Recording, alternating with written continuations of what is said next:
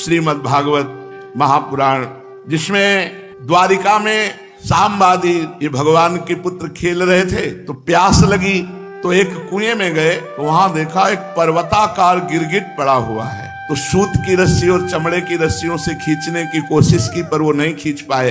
फिर ये बात भगवान द्वारिकाधीश तक पहुंची, तो द्वारिकाधीश भगवान श्री कृष्णचंद्र जी वहां आए और बाएं हाथ से ही खींच कर निकाल दिया। भगवान का स्पर्श होते ही आश्चर्य हुआ, उस गिरगिट से एक तेजस्वी महापुरुष प्रकट हुए। यद्यप भगवान त्रिकालज्ञ हैं, सब कुछ जानते हैं, पर पूछा कि हे देव पुरुष, तुम कौन हो और तुमको ये गति कैसे प्राप्त हुई? तुम गिरगिट किस कारण से बने? आप अपना परिचय दीजिए। तो राजा नृग ने कहा, नृगो नाम नरेंद्रो मिच्छ्वाकुतनयः प्रभो दानि स्वाख्याय मानेषु यदि ते कर्णमस्पृशम। प्रभो, मैं चक्रवर्ती सम्राट महाराज इक्ष्वाकु का पुत्र राजा नृग हूं, जो गिरगिट बने हुए थे। उन्होंने कहा, मैं नृग हूं। जब कभी किसी ने आपके सामने दानियों की गिनती की होगी तो उसमें मेरा नाम आपके कानों में अवश्य पड़ा होगा। प्रभो, आप समस्त प्राणियों की एक एक वृत्ति के साक्षी हैं। भूत और भविष्य का व्यवधान भी आपके अखंड ज्ञान में किसी प्रकार की बाधा नहीं डाल सकता। अतः आपसे छिपा ही क्या है। फिर भी मैं आपकी आज्ञा का पालन करने के लिए कहता हूं। पृथ्वी में जितने धूलिकण हैं, आकाश में जितने तारे हैं और वर्षा में जल की धाराएं गिनती, उनको तो कोई गिन सकता है, पर मैंने जितनी गौएं दान की अनगिनत, और वो सभी गौएं दुधार दूध देने वाली, नौजवान, सीधी, सुंदर, सुलक्षणा कपिला थी। और मैंने न्याय के धन से प्राप्त की हुई उन गौओं को बछड़ों के सहित दान किया। सींगों में सोना मढ़ा दिया, खुरों में चांदी, और उन्हें वस्त्र, हार, गहनों से सजा दिया। ऐसी गौएं मैंने दी। भगवान, युवावस्था से संपन्न श्रेष्ठ ब्राह्मण कुमारों को, जो सद्गुणी, शील संपन्न, कष्ट में पड़े हुए कुटुंब वाले, दंभ रहित, तपस्वी, वेद पाठी शिष्यों को विद्या दान कराने वाले और सच्चरित्र ऐसों को मैंने वस्त्राभूषण से अलंकृत गौओं का दान किया। प्रभु, मैंने पृथ्वी का दान किया, सोने का दान किया, घोड़े, हाथी, दासियों, नवीन कन्याओं का कन्यादान, तिलों के पर्वत, चांदी, सैया, वस्त्र, रत्न, ग्रह, रथ, ये सब दान किए, यज्ञ किए, बहुत से कुएं, बावली आदि सब बनवाए, पर मुझे गिरगिट की योनि मिली। चूक हो गई एक चूक। लाख चूक करो, तुम्हारी दुर्गति नहीं होगी। राधा नाम जपो। श्री ध्रुवदास जी महाराज जीव दशा लीला में वर्णन करते हैं कि तुमने सब कुछ किया, लेकिन भगवान का नाम जप नहीं किया, भगवान का नाम उच्चारण नहीं किया। कोटि धर्म व्रत निगम रटी विधि सो करे बनाई। एक नाम बिनु कृष्ण के सबे अविधि हुए जाई। कोई करोड़ों धर्म करे, व्रत करे, वेदों को रटे, बड़े विधान से धर्म कर्म सब करे, लेकिन भगवान का केवल नाम जप नहीं किया और सब किया। तो बोले सबे अविधि हुए जाई। दान पुण्य नृग नृप बड़ कियो, 16 अंधकूप में दियो। बहुत दानी थे महाराज नृग। नाम जप नहीं किया तो एक अपराध सारे पुण्यों को ढक करके उनको गिरगिट बना दिया। और पापी एक अजामिल भयो, अधम बीज तिन तरु निर्मयो। सुतहित नाम नारायण लियो, सो पापी बैकुंठ ही गयो। ये तो महादानी, और एक अपराध भूल से बन गया तो गिरगिट बने, और महापापी भूल से बेटे के लिए उच्चारण किया नारायण नाम तो बैकुंठ पहुंच गया। इसलिए कोटि धर्म व्रत निगम रटी विधि सो करे बनाई। एक नाम बिनु कृष्ण के सबे अविधि हुए जाए। कोटि धर्म जो को करियावे, कृष्ण नाम बिनु गति नहीं पावे। चाहे करोड़ों तुम साधन कर लो, यदि नाम जप नहीं करते हो तो इस संसार समुद्र से पार नहीं हो सकता। नाम ही सो जिनी बांध्यो नातो, जग के सुख सो भयो हाथो। जिसने नाम से अपना संबंध जोड़ लिया, राधा राधा राधा राधा, तो जग के भोगों की जो कामना है, तृष्णा है, ये नष्ट हो जाएगी। ब्रह्मादिक के भोग सब विषम लागत ताई, नारायण ब्रजचंद की लगन लगी है जाए। अगर आपने हरि नाम नहीं लिया, कृष्ण नाम नहीं लिया, राधा नाम नहीं लिया और ये सब किया तो बेकार हो गया। क्या? हेम को सुमेर दान, अभी नृग जी वर्णन कर रहे, तो यहां ध्रुवदास जी महाराज कह रहे, हेम को सुमेर दान, कितना सोना दान करो, बोले सुमेरु जैसा।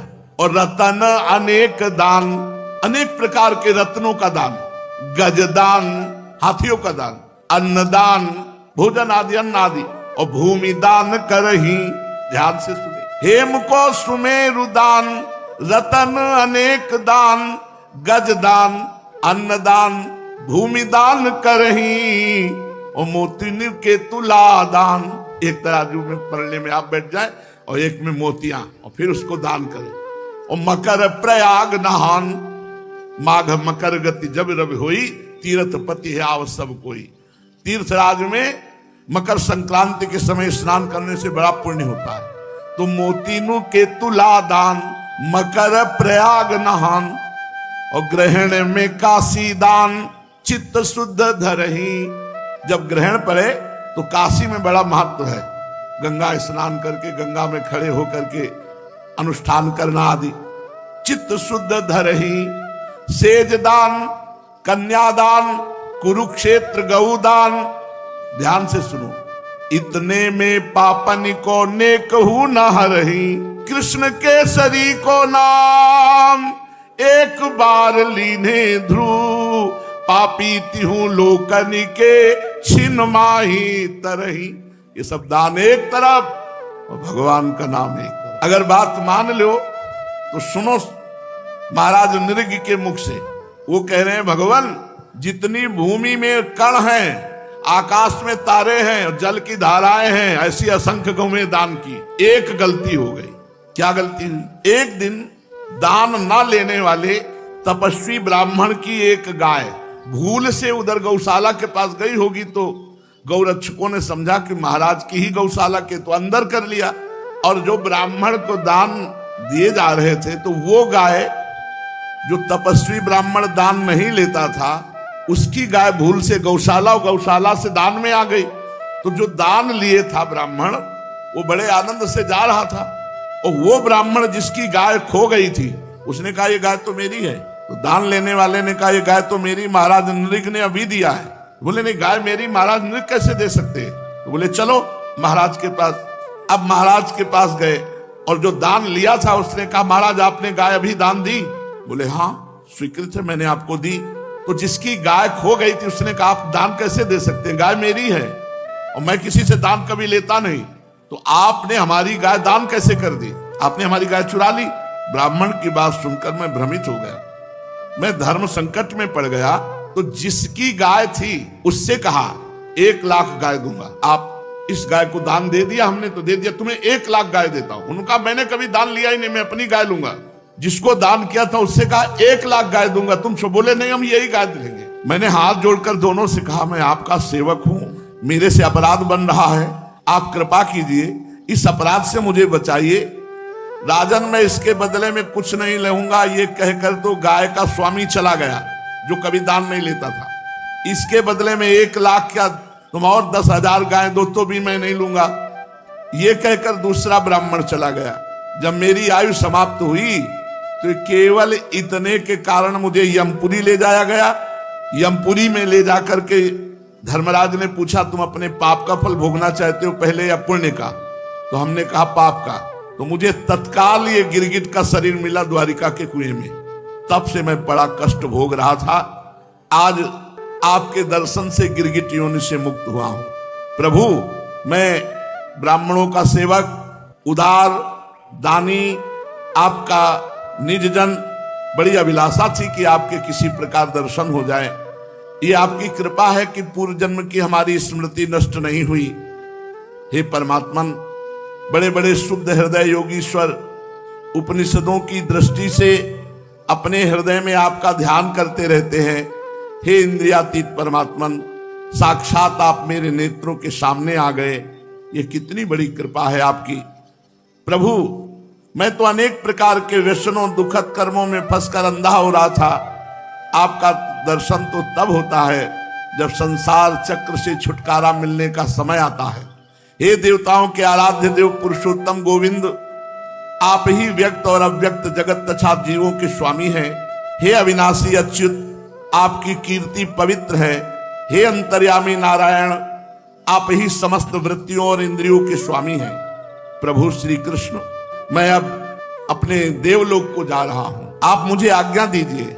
आप ऐसी कृपा कीजिए कि मैं चाहे कहीं भी क्यों न रहूं, मेरा चित्त सदा आपके चरण कमलों का चिंतन करता रहे। प्रभु, आप समस्त कार्यों और कारणों के रूप में विद्यमान हैं।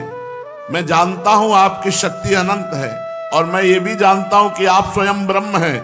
मैं आपको बार बार नमस्कार करता हूं। सच्चिदानंद स्वरूप सर्वांतर्यामी वासुदेव भगवान श्री कृष्ण, आप समस्त योगों के स्वामी हैं, स्वयं योगेश्वर हैं। मैं आपको बार बार नमस्कार करता हूं। राजा नृग ने इस प्रकार भगवान की स्तुति की और परिक्रमा करके 4 मुकुट से उनके चरणों में पुनः साष्टांग प्रणाम किया। जो ही प्रणाम कर रहे थे ते श्रेष्ठ विमान आया और विमान पर बैठ करके वो देवलोक को चले गए। राजा नृग के चले जाने पर ब्राह्मणों के परम प्रेमी धर्म के आधार देवकी नंदन भगवान श्री कृष्ण ने संपूर्ण द्वारिका वासियों को और अपने कुटुंब को शिक्षा दी। जो लोग अग्नि के समान तेजस्वी हैं, वो भी यदि ब्रह्म ऋषियों का थोड़ा भी अपराध कर दे तो नष्ट हो जाएंगे। भगवान बोल रहे हैं, जो अभिमानवश झूठ मूठ अपने को लोगों का स्वामी समझते हैं, उन राजाओं की क्या सामर्थ्य है कि ब्रह्म ऋषियों का अपराध करके वो ठीक से रह सके। ना हम हालाहलम मन्ने विषम यस्य प्रतिक्रिया ब्रह्मस्वम ही विषम प्रोक्तम नास्य प्रतिविधिर भूवि। भगवान कह रहे हैं, मैं हलाहल विष को विष नहीं मानता, क्योंकि हलाहल विष की चिकित्सा हो सकती है, लेकिन यदि ब्रह्म ऋषि ब्राह्मण का धन अपहरण कर लिया जाए तो कुल परंपरा को नष्ट कर देगा। वो महाविष है, नष्ट कर देगा। उसको पचा लेने की सामर्थ्य पृथ्वी में किसी की भी नहीं है, ना किसी औषधि की है और ना कोई उपाय है। उससे बचने का भोगना ही पड़ेगा। इसलिए वैष्णव से, ब्रह्म ऋषियों से बचना चाहिए कि हम कोई उनका अपराध न कर दे। हलाहल विष केवल खाने वाले का प्राण हर लेता है।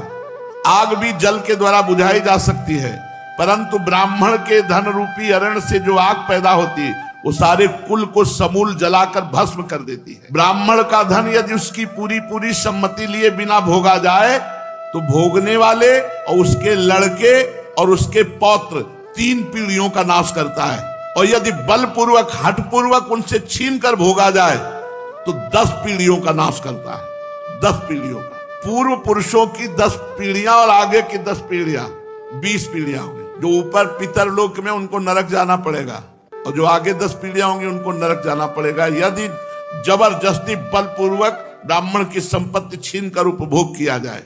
भगवान बोल रहे हैं द्वारिकाधीश, जो मूर्ख राजा अपनी राज्य लक्ष्मी के घमंड से अंधे होकर ब्राह्मणों का धन हड़पना चाहते हैं, वो सीधे नरक का रास्ता पुष्ट करते हैं। वे नहीं देखते कि ब्रह्म ऋषियों के, वैष्णव के अपराध से उनको कितने बड़े गड्ढे में गिरना पड़ेगा। जिन उदार हृदय बहुकुटुंबी ब्रह्म ऋषियों की वृत्ति छीन ली जाती है, तो जब दुखी होकर कोई ब्राह्मण रोता है तो उसके आंसुओं से जितने धूलिकण भींजते हैं, उतने वर्षों तक ब्राह्मण के स्वत्व को छीनने वाला उच्छृंखल कुंभी पाक नरक में पकाया जाता है। बचना चाहिए। दुखिया को न सताइए, दुखिया देगा रोए, और जब दुखिया के मुखिया सुने तब तेरी गति का होए। किसी गरीब ब्राह्मण, ब्रह्म ऋषि, वैष्णव की आप बलपूर्वक संपत्ति छीन लिए और वो बेचारा एकांत में बैठ के रो रहा है, तो उसके आंसुओं से जितने धूलिकण भींगेंगे उतने वर्षों तक कुंभी पाक नरक में पकाया जाएगा। वो जो मनुष्य अपनी या दूसरी की दी हुई ब्राह्मणों की वृत्ति, जैसे आपने ही जमीन दे दिया ब्राह्मण को, 2 बीघा दिया हमने, और फिर छीन लिया, अपनी ही दी हुई या दूसरे के द्वारा दी हुई जीविका का साधन छीन लेते हैं, तो 60,000 वर्ष तक विष्ठा के कीड़ा बनते हैं। भगवान बोल रहे 60 वर्ष सहस्त्राणी विष्ठायाम जायते क्रमिहि। ब्राह्मण के संपत्ति में कभी हाथ नहीं लगाना चाहिए, क्योंकि वो संपत्ति ऐसी तुम्हारी कुल परंपरा का नाश कर देगी, भगवान कह रहे हैं। इसलिए मैं समस्त द्वारिकावासियों से और अपने परिवार से कहता हूं कि हमारे कोष में ब्राह्मणों का धन कभी भूल कर न लाया जाए, क्योंकि जो लोग ब्राह्मणों के धन की इच्छा करते हैं उनसे छीनने की बात तो अलग रही, वे अकाल मृत्यु को प्राप्त होते हैं, शत्रुओं से पराजित हो जाते हैं, संपत्ति से भ्रष्ट हो जाते हैं, और मृत्यु के बाद उनकी सर्प योनि होती है, सांप की योनि में उनको जन्म लेना पड़ता है। इसलिए मेरे परिवार के जनों, द्वारिकावासियों, यदि ब्राह्मण अपराध करे तो भी उससे द्वेष मत करो। वो यदि साप दे दे, गालियां दे दे, तो तुम भी नमस्कार करो, उनकी तरफ क्रोध दृष्टि से मत देखो। देखो, मैं भी तीनों समय ब्राह्मणों को नमस्कार करता हूं। स्वयं भगवान कह रहे तीनों समय, प्रातः मध्याह्न सायं, ब्राह्मणों को नमस्कार करता हूं। परीक्षित, ब्राह्मण के धन का अपहरण हो जाए तो वो अपहृत धन उस अपहरण करने वाले को, अनजान में उसके द्वारा ये अपराध हुआ हो तो अधापतन डाल ही देता। जैसे महाराजा नृग इतने बड़े दानी, लेकिन ब्राह्मण का अपराध बन गया। ना दान लेने वाली गौ, जो ब्राह्मण दान नहीं लेता, उसकी गौ उन्होंने दान में दे दी। बस इतने अपराध, अवश्य राजा का क्या अपराध इसमें, लेकिन राजा को दंड मिला, गिरगिट बनना पड़ा। समस्त लोगों को पावन करने वाले भगवान द्वारिकाधीश समस्त द्वारिकावासियों को ऐसा उपदेश देकर अपने महल को चले गए। इसलिए बहुत ध्यान रखना चाहिए, किसी गरीब को, दुखी को सताना मत। नहीं, उसके आंसुओं में इतना दम है कि ब्रह्मास्त्र में भी दम नहीं है। ध्यान रखना, ब्रह्मास्त्र तो एक ही जन्म मारेगा, और उस गरीब की हाय तुम्हें जन्म जन्म ऐसी जगह जन्म लेना होगा जहां महान क्लेश भोगोगे। इसलिए बहुत सावधान, धर्म के द्वारा धन कमाओ और अपने परिवार का पोषण करो। निर्दोष को, गरीब है, कोई पावर नहीं है, आप निर्दोष को दंड दे रहे हैं और दोषी को मुक्त कर रहे हैं, पुरखा पानी पा जाएंगे। लिखा है 10 पीढ़ी आगे की 10 पीढ़ी पीछे की। ये पद प्रतिष्ठा तुम्हारे काम नहीं आएगी। नए पद तुम्हें पहले मिला था ना, बाद में मिलेगा, बीच में है। अगर इस पद का दुरुपयोग करते हो तो तुम्हारा पतन हो जाएगा।